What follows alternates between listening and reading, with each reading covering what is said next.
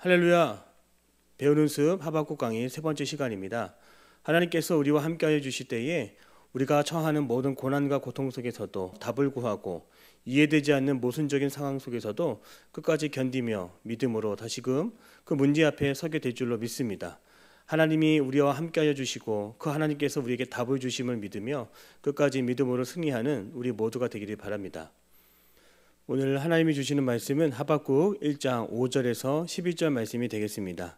우리 함께 본문의 말씀을 읽겠습니다. 여호와께서 이르시되 너희는 여러 나라를 보고 또 보고 놀라고 또 놀랄지어다. 너희의 생전에 내가 한 가지 일을 행할 것이라. 누가 너희에게 말할지라도 너희가 믿지 아니하리라. 보라, 내가 사납고 성급한 백성 곧 땅이 넓은 곳으로 다니며 자기의 소유가 아닌 거처들을 점령하는 갈대아 사람을 일으켰나니 그들은 두렵고 무서우며 당당함과 위엄이 자기들에게서 나오며 그들의 군마는 표범보다 빠르고 저녁 이리보다 사나우며 그들의 마병은 먼 곳에서부터 빨리 달려오는 마병이라. 마치 먹이를 움키려 하는 독수리의 나름과 같으니라. 그들은 다 강포를 행하러 오는데 앞을 향하여 나아가며 사람을 사로잡아 모으기를 모래같이 많이 할 것이요 왕들을 멸시하며 방백을 조소하며 모든 견고한 성들을 비웃고 흉벽을 쌓아 그것을 점령할 것이라. 그들은 자기들의 힘을 자기들의 신으로 삼는 자들이라. 이에 바람같이 급히 몰아 지나치게 행하여 범죄하리라. 아멘. 하박국 선지자는 유다에서 일어나고 있는 겁탈과 강포, 불의에 대하여 하나님께 따지듯 질문하였습니다. 하나님께서 아무 일도 하지 않는 것처럼 보였기에 이 하박국은 마음이 답답했습니다. 그리고 오늘 본문의 말씀을 보면 마침내 하나님의 응답을 들을 수 있었습니다. 오늘 강의 1부에서는 5절부터 12절까지의 말씀 한 절 한 절씩 나누어 살펴보고 2부 시간에는 믿어지지 않는 상황 속에서 우리가 어떻게 이 모든 상황을 바라보아야 하는지를 그 지혜를 구하는 시간 갖도록 하겠습니다. 먼저 5절 말씀을 다시 한번 읽겠습니다. 여호와께서 이르시되 너희는 여러 나라를 보고 또 보고 놀라고 또 놀랄지어다. 너희의 생전에 내가 한 가지 일을 행할 것이라. 누가 너희에게 말할지라도 너희가 믿지 아니하리라. 하나님께 기도의 응답이 왔습니다. 하나님께 하박국이 기도하며 질문했을 때 하나님은 그에게 황당한 답변을 들려주셨습니다. 아무도 믿을 수 없을 만큼 충격을 받는 일이 이제 너희들에게 일어난다는 것입니다. 보고 또 보고 놀라고 놀랄지어다. 누가 이야기해도 믿지 못할 일이 이제 벌어진다는 것입니다. 하나님의 말씀을 듣고 있는 그 시간, 유다 백성들이 살아있는 그 동안에 엄청난 일이 일어난다고 지금 말씀하고 있습니다. 그렇다면 믿을 수 없는 그 일은 무엇일까요? 그 내용이 바로 6절에서 11절의 내용입니다. 오늘 6절 말씀을 보겠습니다. 보라, 내가 사납고 성급한 백성 곧 땅의 넓은 곳으로 다니며 자기의 소유가 아닌 거처들을 점령하는 갈대아 사람을 일으켰나니. 하나님께서 갈대아 사람을 일으키신다는 겁니다. 갈대아는 구약의 곳곳에서 바벨론을 가리키는 단어로 사용됩니다. 바벨론 제국을 의미하죠. 엄청난 악의 세력을 하나님께서 일으키시겠다는 것입니다. 그것이 하박국의 기도에 대한 응답이었고 하나님의 답변이었습니다. 하나님은 바벨론 사람들을 일꾼으로 부리실 뜻을 분명하게 밝히셨습니다. 바로 이 대목은 이사야 10장 24절에서 북이스라엘의 부패와 불신앙의 모습을 심판하기 위해 아수르를 진노의 막대기로 사용하시는 모습과 비슷합니다. 오늘 6절에 나오는 성급한 백성들, 이것은 몹시 허둥대고 덤벙대는 모습을 묘사하는 단어입니다. 여기서는 힘센 군대가 거침없이 남유다를 향하여 진격하고 있는 상황을 보여주고 있습니다. 그리고 자기의 소유가 아닌 거처들을 점령한다라고 하는 뜻은 신흥 제국으로서의 이 바벨론이 당시 중동 세계를 주름잡으며 점점 영토를 넓혀가고 있는 때임을 우리에게 보여줍니다. 7절 말씀을 보면 그들은 두렵고 무서우며 당당함과 위엄이 자기들에게서 나오며. 바벨론은 자신들이 생각하는 정의의 잣대를 내세웁니다. 자신의 권위를 주장합니다. 바벨론 스스로가 내세우는 그 정의는 진정한 정의가 아닙니다. 권력과 부패된 정의였습니다. 참된 정의가 될 수 없는 것이죠. 8절의 말씀을 보면 그들의 군마는 표범보다 빠르고 저녁 이리보다 사나우며 그들의 마병은 먼 곳에서부터 빨리 달려오는 마병이라. 마치 먹이를 움키려 하는 독수리의 나름과 같으니라. 오늘 8절 말씀을 보십시오. 바벨론의 군대는 표범보다 빠르다고 합니다. 무시무시하고 성급한 이 바벨론의 군대가 움직이는 모습을 설명하고 있습니다. 야수의 견주어 표현하고 있는 것이죠. 군마는 표범보다 빠릅니다. 이것은 말보다 빠르다고 소문난 그 표범보다 더 빠른 바벨론의 기동력이 얼마나 대단한지를 보여주고 있습니다. 바벨론의 군마는 이리보다 사납다라고 합니다. 출애굽의 세 번째 재앙이 바로 이 재앙이었습니다. 땅의 먼지가 이로 변하여 사람들은 미치듯이 몸을 긁으며 괴로워했습니다. 당시 이라는 것은 표범 다음으로 팔레스틴 중동 지역에서 양을 비롯하여 작은 가축에게 매우 위협적인 존재였습니다. 이는 매우 순식간에 가축을 덮치는데 바벨론 군대가 이처럼 매우 재빠르게 지금 움직이고 있다고 하는 것을 설명하고 있는 것이죠. 그리고 바벨론의 마병은 독수리처럼 날아든다 이렇게 설명하고 있습니다. 바벨론 제국이 독수리처럼 멀리서부터 지금 빠르게 비상하고 다가오고 있음을 설명합니다. 9절 말씀입니다. 그들은 다 강포를 행하려 오는데 앞을 향하여 나아가며 사람을 사로잡아 모으기를 모래같이 많이 할 것이요. 바벨론 군대가 일사불란하게 정복 전쟁에 나서고 있으며 가는 곳곳마다 많은 포로를 사로잡고 있는 모습을 설명하고 있습니다. 결국 바벨론의 침략과 폭력의 결과가 무엇이겠습니까? 10절입니다. 왕들을 멸시하며 방백을 조소하며 모든 견고한 성들을 비웃고 흉벽을 쌓아 그것을 점령할 것이라. 바벨론은 다른 나라의 왕들을 우습게 만들 것이고 바벨론을 막기 위해 요새를 만든다 할지라도 바벨론 제국은 토성을 쌓기까지 하여 쉽게 점령해 버리고 만다는 것입니다. 결코 바벨론의 공격에 맞설 수 있는 나라는 그 어느 나라도 없었던 것입니다. 12절 말씀입니다. 그들은 자기들의 힘을 자기들의 신으로 삼는 자들이라. 이에 바람같이 급히 몰아 지나치게 행하여 범죄하리라. 바벨론이 이처럼 거침없이 세상을 휩쓸게 되면 그들은 교만해질 것이고 자신의 힘을 믿고 날뛰며 하나님 앞에 큰 죄를 범하게 될 것이 뻔합니다. 지금 바벨론이 급격히 부상하고 있고 이제 그 바벨론의 제국의 포악함이 남유다를 향하여 다가오고 있습니다. 이것이 하박국이 기도할 때 하나님께서 남유다에게 주시는 기도의 응답이었습니다. 오늘 우리의 삶 속에서도 우리가 하나님 앞에 기도했을 때에 우리가 원치 않는 상황을 기도의 응답으로 받아들일 때가 있습니다. 내가 생각하는 것과 다르게 하나님은 하나님의 뜻을 이루기 위하여 우리가 원치 않는 상황 속에서 하나님이 일하실 때가 있습니다. 그렇다면 오늘 우리가 하박국과 같이 하나님 앞에 기도하는 그런 사람이라면 오늘 우리는 그런 하나님의 응답에 어떻게 반응할 수 있겠습니까? 하박국은 한 번도 하나님 앞에 이스라엘을 멸망시켜달라고 기도한 적이 없습니다. 그저 예루살렘의 정의와 공의가 바로 서게 해달라고 기도한 것뿐입니다. 이유를 알 수 없는 포악한 이들을 막아달라고 하는 것이 하박국의 기도였습니다. 하박국의 기도는 예루살렘을 다시 정의로운 사회로 만들어 달라는 것이었죠. 그런데 이게 어떻게 된 일입니까? 예루살렘을 더 박살나게 하시고 더 망가지게 하시겠다고 하는 것이 하나님의 방법이었습니다. 꼭 기도의 응답이 다 잘못된 것 같습니다.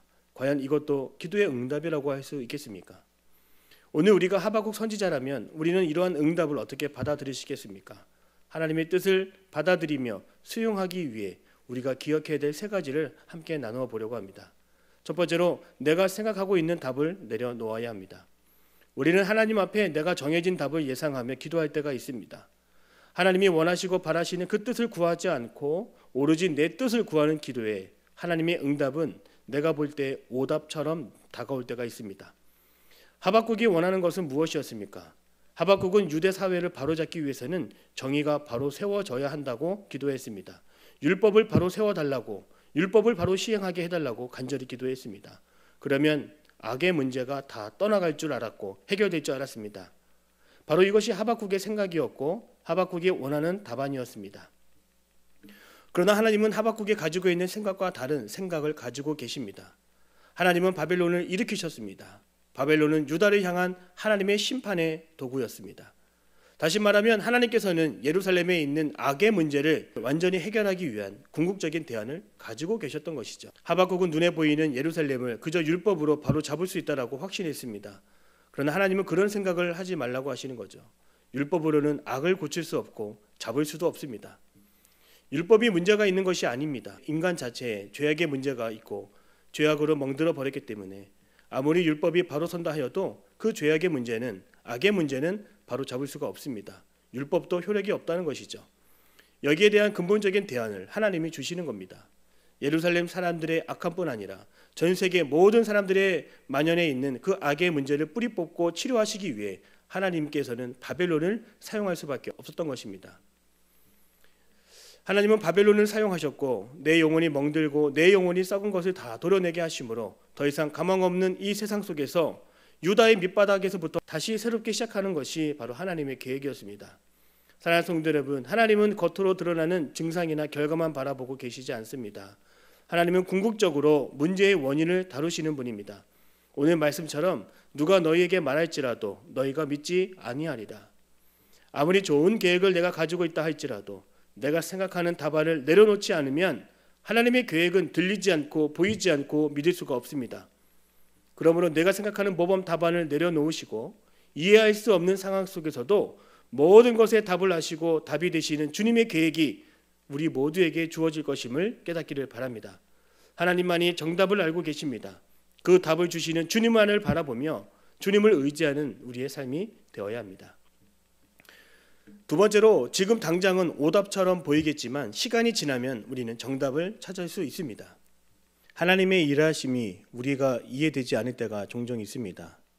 피조물인 우리가 전능자이신 창조자이신 하나님을 다 이해할 수 없듯이 피조물은 세세한 하나님의 계획과 하나님의 뜻을 다 헤아릴 수 없습니다. 우리 바둑에서는 하수와 고수로 나뉘어지죠. 바둑을 둘 때 하수가 돌 하나하나를 고민하며 신중히 놓을 때 이미 고수는 내가 무엇을 해야 될지 이미 몇 수 앞을 내다보며 바둑을 듭니다. 그래서 고수는 바둑을 두면서 앞을 내다보지만 하수는 그 바둑돌 하나하나에 집중하고 집착합니다. 이처럼 하나님은 우리의 인생길 위해서 우리보다 뛰어나신 고수가 되고 우리는 하나님의 뜻에 따라 살아갈 수밖에 없는 하수에 불과합니다. 성경을 보면 하나님의 위대한 경륜을 처음에는 깨닫지 못하다가 점점 하나님의 뜻을 발견하고 하나님을 이해하는 모습들을 보게 됩니다. 요셉을 보십시오. 요셉은 17세에 하나님께서 꿈을 꾸게 하셨는데 꿈속에서 11별과 11별 집단이 자기를 보고 인사하는 또 절하는 것을 보았습니다. 그는 자기의 원대한 꿈이 이제 다 이루어질 것임을 알았습니다. 그러나 그의 형제들이 그를 노예로 팔아버리고 감옥으로 끌어가고 억울한 인생을 살게 되었습니다. 그런데 오랜 시간이 지나고 나서야 요셉이 총리가 될 때 요셉에게 잘못을 저지른 형제들이 찾아와 무릎을 꿇고 울며 살려달라고 애원했습니다. 요셉은 지난날 형들에게 고생을 당했고 어려움이 왜 있었는지를 그제서야 깨닫게 되었습니다. 오랜 시간이 지나고 보니 그때는 이해하지 못했고 억울했던 모든 일들이 퍼즐이 한 조각 한 조각처럼 보이고 이제 마침내 완성이 될 때에 요셉은 하나님의 뜻과 계획을 알아차릴 수 있었습니다. 그리고 형제들을 품어주고 형제들이 겪는 기근과 고난 속에서 그는 구원의 손길을 내밀어 주었습니다. 욥기의 욥도 마찬가지입니다. 욥은 의로운 사람이었고 정직한 사람이었습니다. 심지어 악에서 떠난 사람으로 성경에 기록되어 있습니다. 그런 욥이 패가 망신을 당했습니다. 자녀 10명이 죽고 하나님의 섭리가 보이지 않았습니다. 그런 욥이 인생 마지막에 와보니 하나님이 축복을 주시면서 그때 하나님의 통치와 섭리를 깨닫게 되었습니다. 그러므로 사랑하는 성도 여러분, 우리의 인생을 하나하나의 조각으로 나누어 보면 그것은 결코 내가 보아도 이해되지 않고 힘들고 어려운 나날로 우리가 여길 수가 있습니다. 그래서 우리에게는 마음속에 하나님을 향한 큰 그림이 있어야 됩니다. 저의 경우에는 어떠한 상황 속에서도 선하신 하나님은 나를 끝까지 인도하신다라고 하는 마음속에 큰 그림을 그리며 살아가고 있습니다. 이처럼 선하신 하나님이 나를 인도하시며 나를 높이시며 나와 함께 하신다는 그 그림을 마음에 품고 살아가면 우리는 내 앞에 놓여있는 인생의 작은 조각을 보고도 슬퍼하지 않고 실망하지 않습니다. 마침내 퍼즐 조각이 다 완성될 그날이 오기 때문입니다. 그때 왜 이 일이 일어나는지를 나중에야 깨닫게 되는 것입니다. 우리 인생에 바벨론이 찾아올 때 폭력과 핍박과 강포가 뒤덮고 정의와 공의가 제대로 실행되지 않을 때 우리는 우리의 신실하신 하나님을 그 하나님만 끝까지 바라볼 수 있어야 됩니다. 다니엘이 사자굴에 들어가는 것은 자기 상황이 다 이해되었기에 모든 것을 수긍했기에 들어간 것이 아닙니다.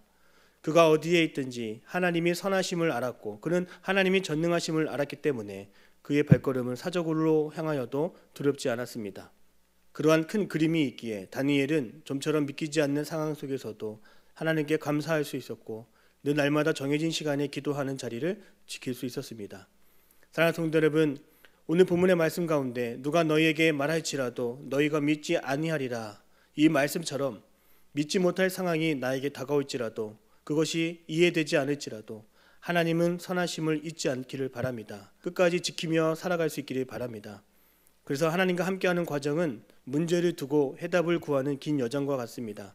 하나님은 기다리며 인내하는 자에게 우리의 상황 속에서 하나님이 어떻게 일하셨는지를 우리에게 보여주기를 원하십니다. 마침내 시간이 되면 하나님이 나에게 얼마나 선하신 하나님이었는지를 반드시 보여줄 것입니다. 그 하나님과 함께 인생의 답을 찾아가는 저와 여러분의 삶이 되기를 바랍니다. 마지막으로 믿기지 않는 상황을 받아들이기 이전에 그 상황을 허락하신 주님을 먼저 우리가 마음에 받아들여야 합니다. 하박국이 하나님께 기도할 때 하나님이 바벨론을 보내주셨습니다. 이것은 어떠한 상황이겠습니까? 우리가 하나님께 빵을 달라고 기도했는데 전갈을 주시는 것과 같습니다. 이렇게 일하시는 하나님을 우리는 이해하며 우리는 받아들일 수 있겠습니까? 중요한 것은 바로 이 지점이 우리의 종교생활과 참 신앙생활이 나눠지는 부분이라고 하는 것을 우리는 알아야 됩니다. 오늘 우리는 종교생활을 하고 있는지 아니면 참 신앙생활을 하고 있는지 생각해 보십시오. 종교생활은 무엇입니까? 나를 위해서, 나의 만족을 위해서 내가 하나님을 섬기는 것입니다. 하나님은 내가 원하고 바라는 범위 안에서 일하셔야 하고 내 뜻을 반드시 이루어 주셔야 합니다. 그것이 종교인의 마음입니다. 내가 가진 프레임 안에서 내가 원하는 방향으로 하나님이 일하실 것을 믿는 것이 종교생활입니다. 종교인은 어떠한 사람입니까? 나 중심으로 하나님을 바라보고 나 중심으로 문제가 해결되기를 원하는 사람들입니다. 하나님은 내가 내 마음대로 조정하거나 조종당하는 분도 아니죠. 결코 우리가 만만히 보아서는 안 되는 분입니다. 그렇다면 참된 신앙인은 누구일까요? 힘들고 어려운 상황 속에서도 하나님 정말 도와주세요. 하나님 저를 살려주세요. 하나님 이것이 무엇인지 저에게 알려주세요. 이것이 어떠한 상황인지 깨닫게 해주세요. 이런 고백을 하는 사람들은 자기 자신이 피조물에 불과하기에 여전히 하나님을 찾고 창조주를 찾는 사람들입니다. 그리고 나를 도우실 분, 나를 구원하실 분이 오직 하나님이심을 인정하게 됩니다. 그래서 참 신앙인은 하나님이 주시는 것에 시비가 갈리거나 쉽게 마음이 상하지 않습니다. 참 신앙인은 하나님이 허락하시는 그것에 집중하는 것이 아니라 그것을 허락하시고 그것을 베푸시며 그것을 용납하시며 그것을 나에게 보여주시는 하나님께 집중하기 때문입니다. 그래서 참 신앙인은 어떠한 상황 속에서도 나를 중심으로 해석하지 않고 하나님의 관점에서 하나님의 마음을 들여다보려고 합니다. 오늘 여러분이 하박국이라면 바벨론을 보내주신 하나님 앞에 여러분의 모습은 어떠한 모습이겠습니까? 여전히 종교인의 모습입니까? 아니면 참 신앙인의 모습입니까? 내가 종교인이라면 그런 하나님께 우리는 얼마든지 실망할 수 있습니다. 하나님께 따질 수 있습니다. 하나님 곁을 떠날 수도 있습니다.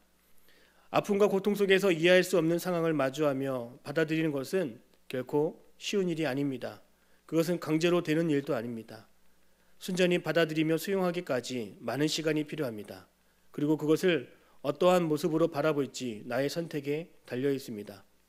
그러므로 사랑하는 성도 여러분, 이해되지 않는 상황을 먼저 받아들이려 애쓰기보다는 창조주이신 하나님을 먼저 받아들이게 하여 주옵소서. 그렇게 기도할 수 있는 저와 여러분의 삶이 되기를 바랍니다. 하나님만이 우리의 삶에 정답을 알고 계시고 답을 구하게 하시기 때문입니다. 이렇게 답을 주시고 이유를 알게 하시는 주님을 끝까지 바라보면 문제를 바라보는 우리의 마음이 달라지는 것을 알게 됩니다. 선하신 하나님께서 언제나 옳고 주님이 하시는 일은 언제나 귀하다고 여기는 마음을 가지고 오늘 하루를 살아가기를 바랍니다. 하나님은 마침내 우리에게 답을 보여주시고 우리가 당하는 어려운 상황과 이유를 깨닫게 하여 주실 것입니다. 오늘 강의를 마치며 함께 생각하며 정리하기를 바랍니다. 내 삶 속에 나에게 보내주시는 바벨론이 있습니까? 내가 감당할 수 없어 보이고 내가 하나님께 원망할 수밖에 없었던 그 바벨론은 나에게 무엇이었습니까? 그리고 내가 믿어지지 않는 상황을 내가 받아들이며 수용하기 이전에 내가 먼저 하나님 앞에서 해야 될 것은 무엇입니까? 하나님 앞에 먼저 해결되어야 할 것은 무엇인가요? 오늘 강의는 여기까지입니다. 오늘 하루 배운 내용들을 복습하면서 오늘 믿어지지 않는 상황 속에서 우리가 어떻게 그것을 받아들이며 수용해야 될지를 함께 생각해 보았습니다.